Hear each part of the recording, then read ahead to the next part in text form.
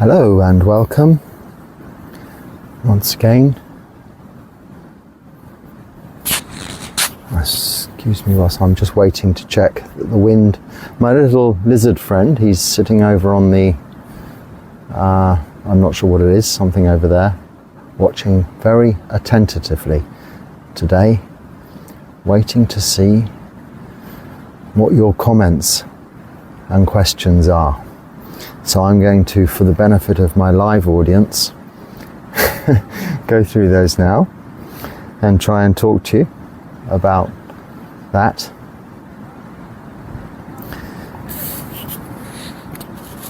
I don't remove comments.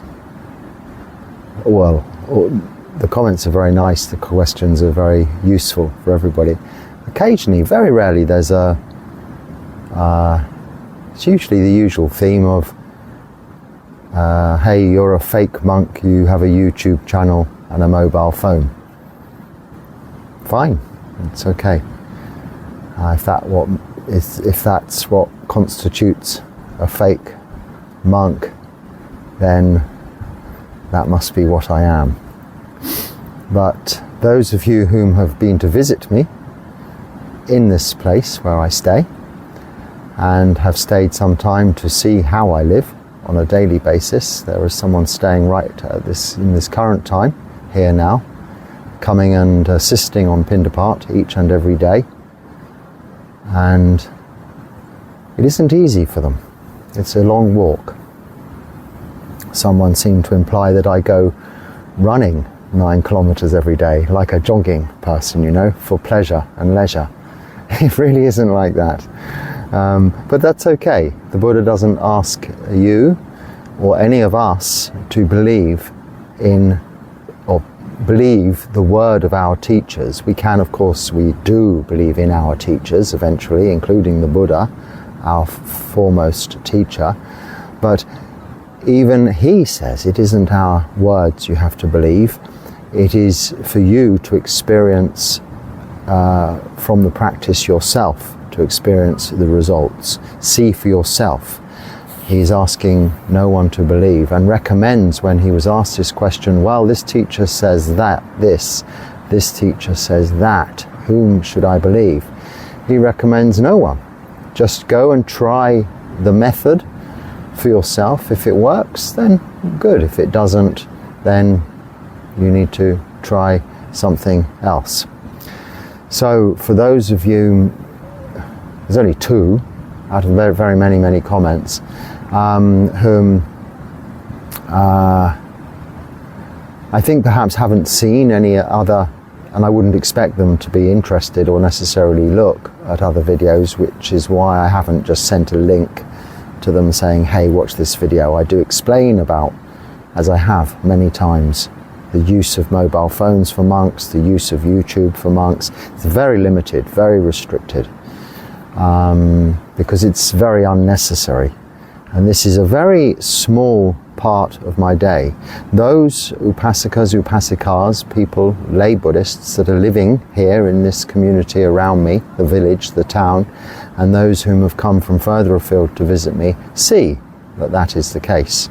Very rarely do they see me other than to check on some chanting lines in my chanting book, which is on a smartphone. Other than that, very rarely are they to see me using it for, well, I don't have any other use for it other than this. I don't want to dwell on that point, but it's a comment that I've just had 2 of recently, so as I'm talking of comments, I should just mention it. For those, if in doubt, not necessarily come here, go to any Buddhist monastery. No, well, not any. Find a forest monastery somewhere and go and live there yourselves for a few days on the 8 precepts and see how it is. And if you like it, then you might wish to stay. And then you'll experience what a real monk is. But it is by far, as this one subscriber said, a real monk isn't someone who just goes and sits in a cave, cuts themselves off from the world entirely. In fact, that is prohibited in Buddhism, as we are reliant on lay people to be fed each day. But I spoke of that, I think, even in just the last video, so to not again. But I do see the comments, I don't remove them. I have only ever removed, I think, 1 or maybe 2 comments in all of this time, not because of their content. There was very legitimate things that people, everything you say is relevant, but there was some bad language, which I'm not sure how I don't know whether, I have no filters. So it all, what you say is what you get. So I did remove 1 comment, but left that subscriber's other comments in place, purely because there was some slightly, not that bad, but it may be perceived as bad language, and it wasn't necessary, it wasn't that important. So just that again, just a bit of domestic activity there, but maybe hopefully that explains that I'm not a YouTuber. I don't spend all of my time on Facebook. You won't find me anywhere other than very scanty details that are available here on this channel, which is not my channel. I contribute to it. I don't call it any, these phones are not my phones. I borrow them, I use them. So all you get of me is my blah blah blah, as they say here, rambling on. Okay, first question is slightly irrelevant, but it might just break the ice a little. Thank you, venerable sir. I am thinking of coming to Sri Lanka soon from Australia. Is the economic climate of Sri Lanka still dire, or is it much more settled? Thank you, Metta. I wouldn't know. I don't pay any attention to politics either in my own country or where I'm living or the world, not because I don't care, but it is not a necessary part of my practice. I'm not involved, I don't vote, I have no contribution to society by way of paying taxes, and therefore no place in that debate or that conversation. I'm fed, I'm an alms mendicant, a beggar. I'm fed by local people whom feed me. Most countries, I would imagine, have had economic difficulties after the pandemic and things, or maybe still so because of whatever may be going on in the world. But my reply would be to that: you're thinking of coming to Sri Lanka from Australia. Well, what difference does it make? If you're coming to visit this beautiful country, through thousands of years it's been beautiful. The economic climate has got nothing to do with it. Come here, enjoy the beauty of this country, and probably being a tourist and being that tourism is a large part of their economy, you will assist. So anybody thinking of going anywhere, go there. Don't follow the crowds. Don't be all like sheep. If you want to go to a place, you go there. I don't go to I go to far from popular destinations. This place where I am is not the most popular part of the country where I'm staying from a tourist's point of view, because I've chosen it as such, somewhere that won't be busy and somewhere where I can concentrate on my practice. So don't miss out on so many beautiful things if you're able to travel, because you're, I don't know, tied to political opinions and views. Just go to Afghanistan. It's a beautiful country. People do that. But if you really need to know, watch YouTube videos about such matters. Travel videos. I'm not a travel video. I'm a monk, and really it doesn't matter where I am, where I live. It's the same old story, blah blah blah, coming from me in the same even the same outfit every day. Don't even change my hairstyle. So there we go. Please come to Sri Lanka and come and visit me. You can. It's a small country, so you can make it just in a day. You could come and visit me, spend a couple of hours and go back to wherever you are. It would be lovely to see you, and I'd welcome anybody to do that. This is transparency, isn't it? I'm not some mystical monk hiding away somewhere, pretending. You can come and witness, again, like the Buddha said, experience for yourself how I live. You won't be overindulged with hospitality, because I cannot do that as a monk. But you will have a glass of water, a floor to sit on, and you can practice Sila, Samadhi, Panya. I can point you in the right direction, vaguely, for suitable, cheap accommodation, but my various people that I've got to know here will assist you in any way you need. So you please come and visit me. Anyone is welcome.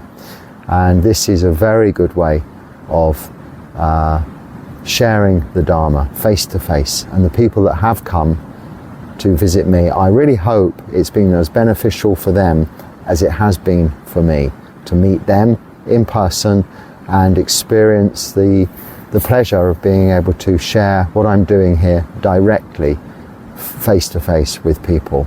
This is the beautiful representation of Kalyanamitta in reality. This is also very wonderful medium that we can now experience these days to communicate via YouTube and such like. But really, meeting people in the flesh is a wonderful opportunity. You get the whole view.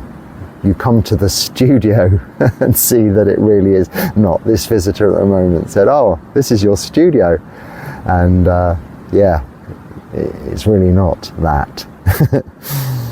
Okay. It's a little not so bright today, so I should have brought my reading. I think I did bring my new reading glasses, but I won't get up now and put them on.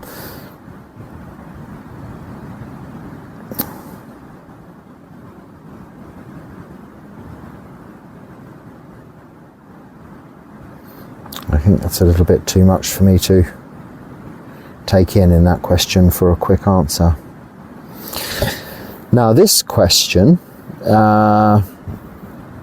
has been asked before, but the subscriber missed the answer. But I really don't mind repeating the answer because it's been a long time and I wouldn't know where to direct you to find where I've mentioned it before in a previous questions and answers talk. But about hugs and kisses, the question is regarding hugs or kisses from people close to you. As a monk, you cannot give or receive hugs or kisses. So what would you and other monks do now with family, close friends, or anyone else that you used to hug and or kiss? Run away. Now, I'm not sure how I answered this last time, but I think I explained I've never been a touchy-feely, huggy sort of person. I think there is quite maybe a modern trend of, oh, let's all have a group hug and touchy-feely. I'm a little, if you can understand, a little Victorian in that sense. Public displays of affection, touchy-feeling has never been really my way. And I really did embrace, before even becoming a monk, this form, even on the 8 precepts, just as a stricter form, as an opportunity to have as little contact as possible, and really did welcome during this COVID period even the opportunity to avoid such encounters. So I'm probably the wrong person to ask, because I don't miss hugs and, well, kisses, certainly not at all. As far as kisses are concerned, that's, just makes me think of my dear old Nana, my grandmother, with her handkerchief, and you have a little bit of food or your crayons or something on your face, and they lick their handkerchief and wipe it off, or you're getting pushed by your father or your mother in front of the granny or the auntie with a wet old kiss on your cheeks or your head. No, I mean, call me strange or something, it's never been of great appeal to me. I think, there's an exception in this rule. We can hug our mother, and indeed when I see my mother, and my sister even, that isn't perhaps allowed, but they would naturally hug me. But they're probably used to me not giving them much of a hug, so to speak, back.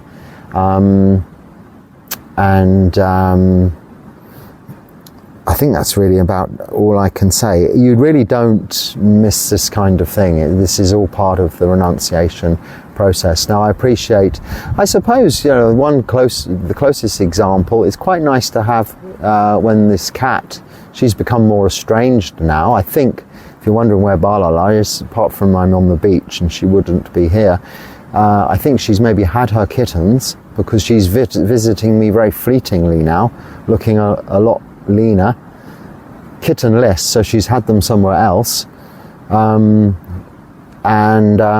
she's less affectionate, and they become, I think, affectionate before they give birth. But she still comes and sees me every day, meows at me, jumps on my lap, and then disappears again. And that's about it. So when she was being affectionate and sitting on my lap when meditating, doing that purring thing, that was kind of a nice form of contact, an allowable form of contact, which I can understand where you're coming from with this association. But it really is all can be, I don't mean to be to degrade it, but can all be lumped into the sensual desire of feeling, experience, in that sense of these things, bodily feelings and senses, that we're trying to gain satisfaction or even distraction from our suffering from, but satisfaction from. And when fueled, you can never get enough, a never enough hug. Some people like so much hugging, some people don't. But how other monks deal with it, you'd have to perhaps ask them. I don't miss it at all. Yeah, I think that's about much I can say, really. And yesterday I answered this: what happens when you get sick? Are you allowed to see the doctor? Yes, most monasteries though have a monk that cares for sick people, not a doctor, but whose responsibility, and we all look after each other. But I did explain that yesterday, so that's done. I wonder what the practical purpose of not touching gold is. Okay, I might have mentioned that we don't touch gold. The 10th precept we now use or translate as we no longer can use money. We refrain from the use of money. In the time of the Buddha, and in the wording of the precepts, I think it says gold and silver. But this was this we understand to allude to money. The use of. So it's not that we can't touch gold, although it has become that. We really should not touch gold because it is considered the currency of all time, of all countries. You see, in any economic disaster, in apocalyptic circumstances, all money is actually based on gold reserves, as I understand it. It used to be, in my time anyway, when I knew about such things. I'm probably out of date. It's probably some imaginary thing on a computer cloud now. But money, gold is just representative of money. So it's not a practical issue. It could be construed as money. And we do not use money. Our 10th precept, on alms round this morning, somebody tried to give me money and I said no, because this is the several times they've tried this. They stop their tuk-tuk, jump out and run with this money, and I say no money. He understands because of my miming, but he finds somewhere to stick it in my pindapat. It has a holder. He always finds a little slot to stick it somewhere, but I will not touch it. So because I know it wouldn't do any harm, and morally it isn't wrong. I'm not using it, but it's a discipline I've become used to, and it helps with that no use of money. So in an emergency, if I have to use it, there's an envelope in my yam, a bag I use to carry my passport, visas and such like, with a little money in it, cash. But I just give whomever it is the envelope, and if there's change or whatever, they would put it back in. I have nothing to do with it. So I appoint in any country I'm in a representative, a steward. We call it a kapya in the Pali, which means sort of temple boy or helper. But it can be anybody responsible that you can trust to anything like that requires money or paying for. They can deal with for you. So money. I think we're coming to that question anyway in a minute, again by coincidence. So I must have, it's not coincidence, I think these relate to videos or talks already. So so that's the practical issue. There's no practical issue about gold, but it's because it's representative of money. How many hours do you sleep at night? At the moment, loads, because I've been not so well, not ill, I've had a bit of an injury, but it has taken its physical toll, because I'm back to my ordinary routine of this, I kind of regret saying my 7-kilometre walk, which actually does come to about 9, I've been told subsequently by now some people that have come with me. They say it's much more than that, but whatever it is, 7, 8, 9, doesn't matter, it's not that far, walking, slowly-ish, carrying a little bit back with me, food. I'm back to that routine doing that, but my body has undergone a surgery of quite a significant kind that it interrupts the flow of things, and probably I'm still on some medication to help with that, not so much the pain but the healing or whatever I don't know what it's for, but all of these contributing factors mean I'm a little bit more tired than usual. So I've been sleeping probably 5, maybe even sometimes 6 hours a night, but normally I would sleep probably no more than 4 to 5 hours a night. I wake up at 3 for meditation until 6, live puja at 6, half 7, 6, quarter to 7 I go on Pindapata until about 8 o'clock, 8:30. That's an hour or so, 7, 8, yeah, just over an hour and a half. Then I eat. Not so much, but then I'm meditating a lot. Apart from that activity in the morning, I don't go anywhere or do much in the afternoon, walking or activity wise. I don't go jogging like that other person thought.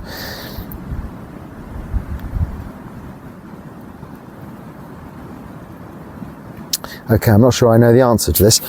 I was told that the only pleasures the Buddha condones. I spoke of this yesterday though, didn't I? So sorry, I'll skip that question. I may not have read the question. I better read it now as I've started. I was told that the only pleasures the Buddha condones are the pleasures of mind.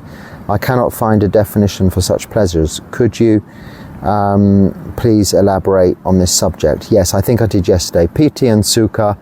Piti really is happiness, which is really of the mind. Sukha is more physical rapture, so of the body. And I won't go into the whole understanding of... Yeah, I spoke of that yesterday, so that was where the question originated from. You might have to look at yesterday's video, How to Be Happy, for a full explanation on that subject if you're looking out for your question for that answer. Sorry, it didn't come into questions and answers. It formed part of what I was talking about generally anyway yesterday. Are you aware of Bhante Dhammarakkhita's TWIM method, and what do you think of it? No.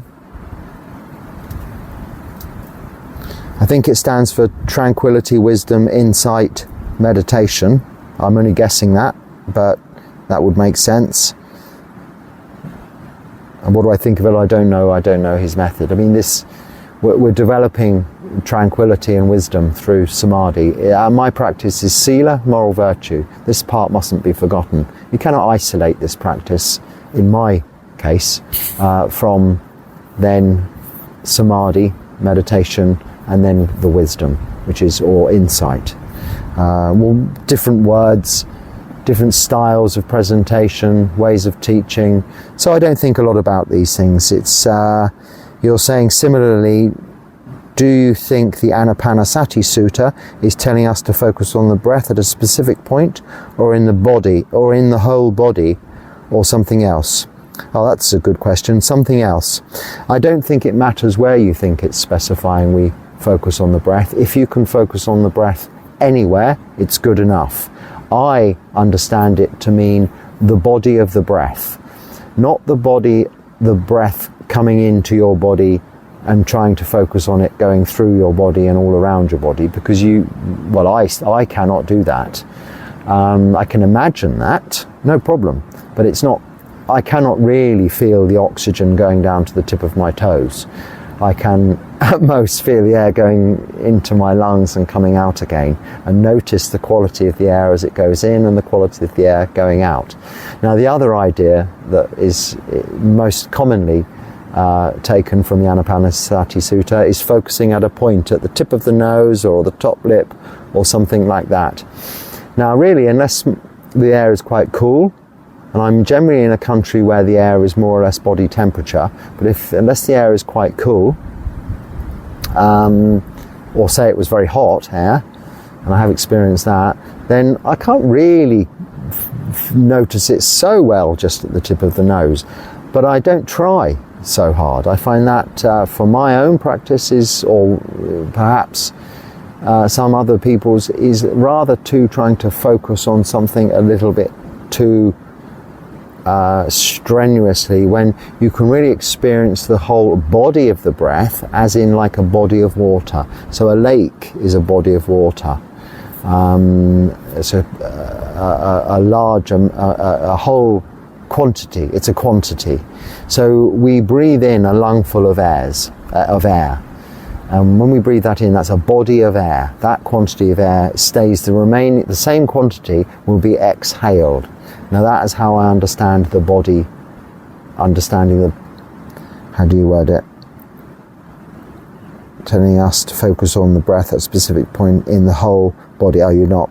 But the body of air we're breathing in as a whole quantity is how I understand it. So something else, another alternative for you to try. And the best way to do that is observation really of, as you breathe in, knowing it's long, knowing it's short, knowing it's deep, knowing it's shallow, knowing it's quick, knowing it's slow, but also notice the temperature of the air as you're breathing in. Even here today, as you're breathing in, it's cool. As you're breathing out, it's unnoticeable, because it's become the same temperature as your body. It's warmed in your lungs, but it's the same body of air, but it's unnoticeable as you breathe it out, or less noticeable because it's come to the body temperature. Whereas when you breathe in, it's very noticeable, cooling, refreshing as you breathe in. As you breathe out, it's not so noticeable. This is the body of air as we breathe in, as I understand it, or as I practice it. It doesn't matter.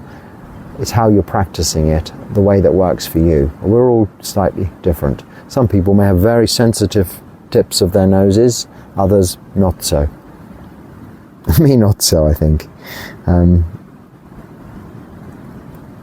Please let me know the name of a few monasteries in England. Many thanks in advance. So I've sent you the link to forestsangha.com. No, it's not that, it's .org. If you want Thai Forest Monasteries, this tradition, not specifically my tradition, but where the traditions I've learned from, then just Google Forest Sangha. There are many other kinds of monasteries, I'm sure, in England, but different, Mahayana, Tibetan, different ones. I don't know of those. The only ones I know are the ones in the Ajahn Chah lineage, the Thai forest ones, and where I began, Chittaviveka, then there's Amaravati, and there are two others, and the list is there, and also for other countries also. So I've sent you that link, but if you want the same, to know the same, please just Google Forest Sangha.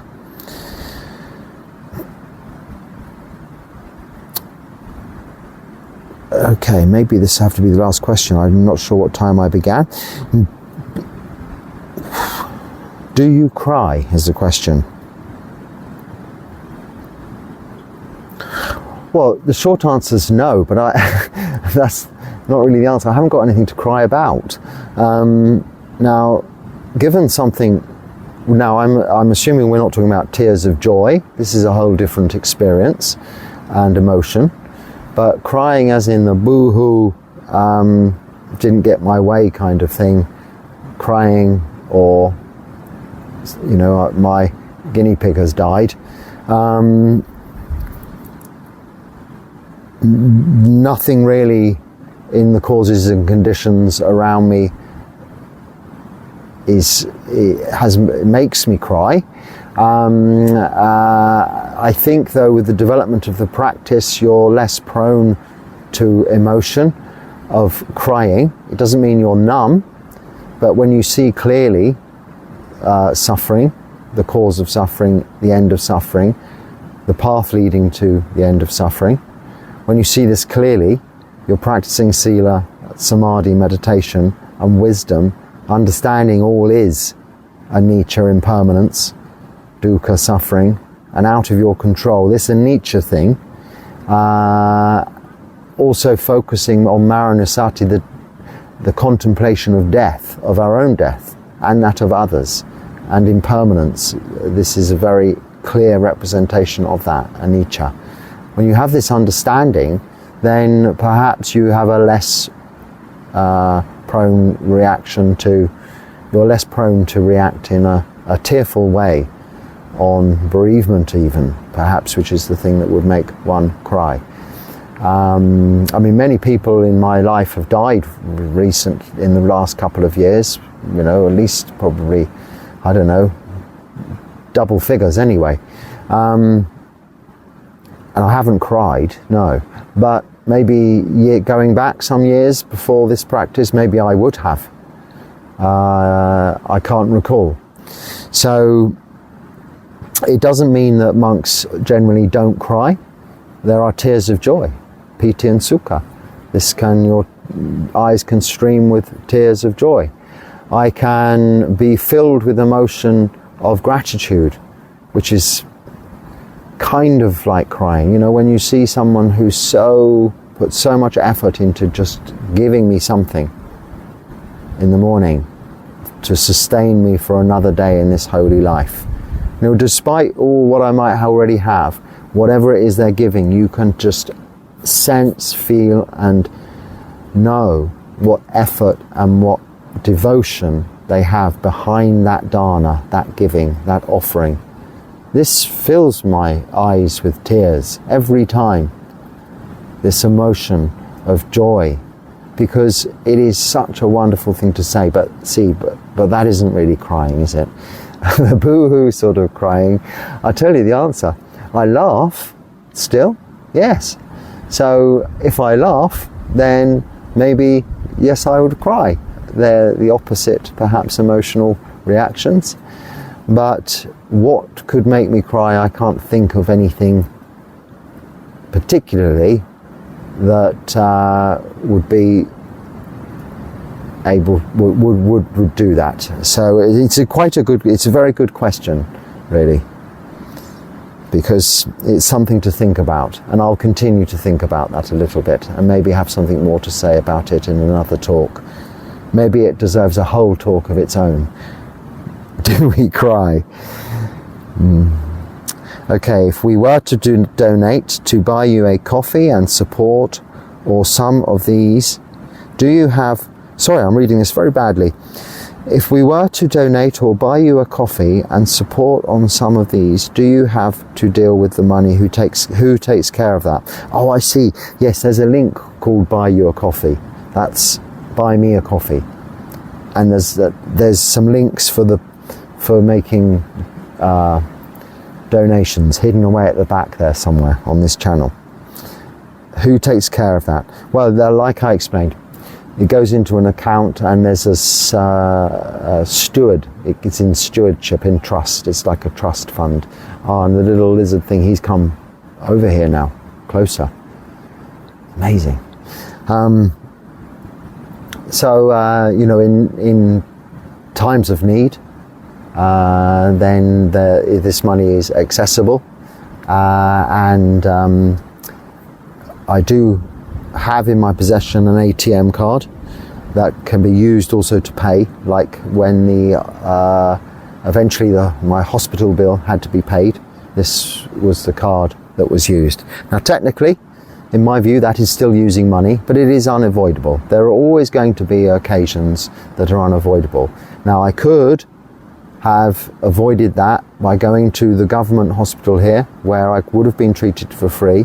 It might have taken some time to have got to not long at all, but it might have taken weeks rather than days to have had the surgery I needed.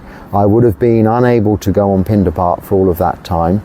It would have taken perhaps maybe, you know, the recovery mightn't have been so supervised and may have taken longer. So two things. I would have been off the circuit doing my duty as a monk, going on Pindapat, because it is my livelihood, right livelihood. Advertising. This is an advertising board, as I've spoken about in previous talks.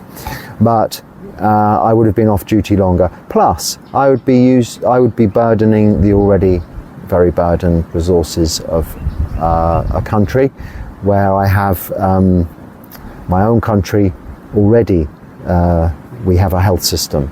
So I always think it's fair, as I needed some treatment also for something else in Thailand and also in India, that out of my funds that are available for that purpose, these emergencies, that this is paid for. So only in those exceptions do we, and even then we're not handling money. In fact, I give the card to Kapia, my Kapia, and he gives it to the lay. He looks at the bill, does all the talking and the blah blah blah, and then he gives them the card. They finally, if it's one that needs the number putting in, I know the number, but even they don't need that these days, so it doesn't have much to do with me.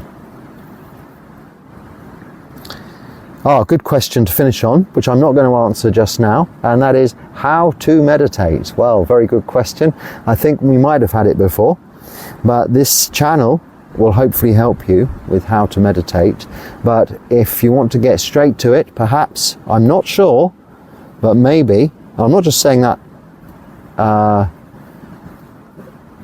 sarcastically, I'm not sure whether there is actually a video or talk on this channel that is how to meditate, but search English Buddhist Monk how to meditate and something will come up in relation to meditation, I'm sure.